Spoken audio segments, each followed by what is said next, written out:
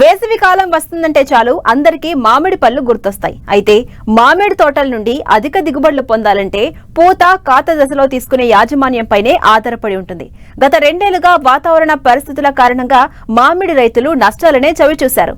ఈసారి వచ్చే దిగుబడిపైనే ఆశలు పెట్టుకున్నారు. మరి పూత పిందగా మారి కాయగా అవతరించాలంటే ముందు పూత నిలిచేందుకు సమగ్ర యాజమాన్యం చేపట్టాలని తెలియజేస్తున్నారు సంగారెడ్డి ఫల పరిశోధనా స్థానం శాస్త్రవేత్త డాక్టర్ హరికాంత్ పోరిక.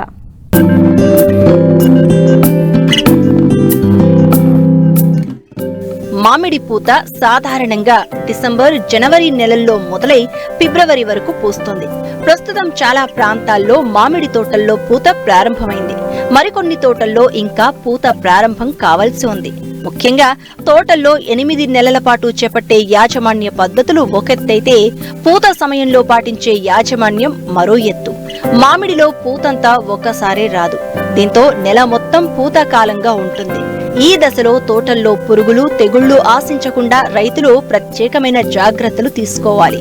అయితే పూత ప్రారంభమయ్యే సమయంలో రైతులు సకాలంలో తగిన యాజమాన్య చర్యలు చేపట్టాలంటూ సూచిస్తున్నారు సంగారెడ్డి ఫల పరిశోధనా స్థానం శాస్త్రవేత్త డాక్టర్ హరికాంత్ పోరిక. ముఖ్యంగా మామిడి అనేది మనకి ఫలరాజు అని అంటూ ఉంటాము. ఈ ఫలరాజు చూసుకున్నట్టయితే మనకి గత సంవత్సరము చాలా మంది రైతులకి నిరాశపరచడం జరిగింది. ఈ సంవత్సరం చూసుకున్నట్టయితే మామిడి పూత అనేది కొంచెం ఆలస్యం అవ్వడం జరిగింది.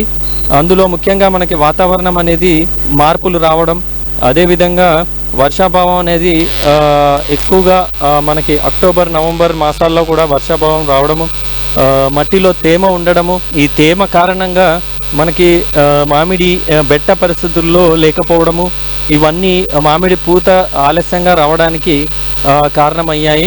అదేవిధంగా మామిడిలో జూన్, జూలైలో ఏవైతే చిగుర్లు వస్తాయో అది మనకి జనవరి మాసంలో అవే చిగురు నుంచి మనకి పూత రావడం జరుగుతుంది. ఈ చిగుర్లు మనకి అక్టోబర్, నవంబర్లో వర్షపాతం వల్ల మళ్ళీ ఒకసారి కొత్త చిగుర్లు ఏర్పడడం వల్ల మనకి పూత దశ అనేది ఆలస్యం అవ్వడం జరిగింది.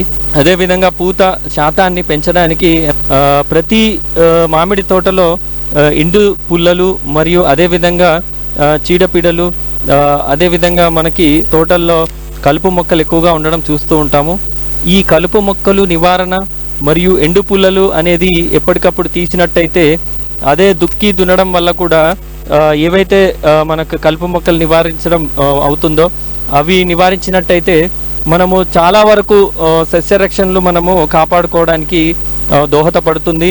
ఈ తోటల్లో చెత్తా చెదారం వల్ల మరియు కలుపు మొక్క వల్ల మనకి పిండి నల్లి మరియు తామర పురుగులు, అదేవిధంగా పండు ఈగ, అదేవిధంగా మనకి తేనెమంచు పురుగు, ఇవన్నీ అందులో నివాసం ఉంటాయి. కాబట్టి ముఖ్యంగా వాటిని మనము మన తోటని శుభ్రపరచడం వల్ల ఈ శిలీంధ్రాల నుంచి మనం ఈ సమయంలో మనము నివారించుకోవచ్చు. అదేవిధంగా మనం తోటలో చూసుకున్నట్టయితే పూత దశ దాటిన తర్వాత పిందె రాలకుండా సరైన చర్యలు తీసుకోవాలి. దానిని నివారించేందుకు శాస్త్రవేత్తల సూచనల ప్రకారం మందులను పిచికారీ చేయాలి.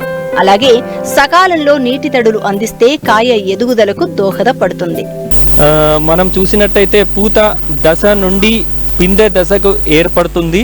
అంటే బఠానీ సైజు ఉన్న దశలో మనం నీరు పెట్టినట్టయితే మనకి ఈ బఠానీ సైజు నుండి పిందె ఎదుగుదల దశ వరకు మనము ఎంతో ముఖ్యంగా మనము నీటి వ్యవస్థని చూసుకోవాలి. ఈ పిందె రాలే శాతాన్ని తగ్గించుకోవడం కోసం మనము ఒక 2 దఫాలుగా 3 దఫాలుగా మనం నీరిచ్చినట్టయితే ఈ పిందె రాలే శాతాన్ని కూడా నివారించవచ్చు.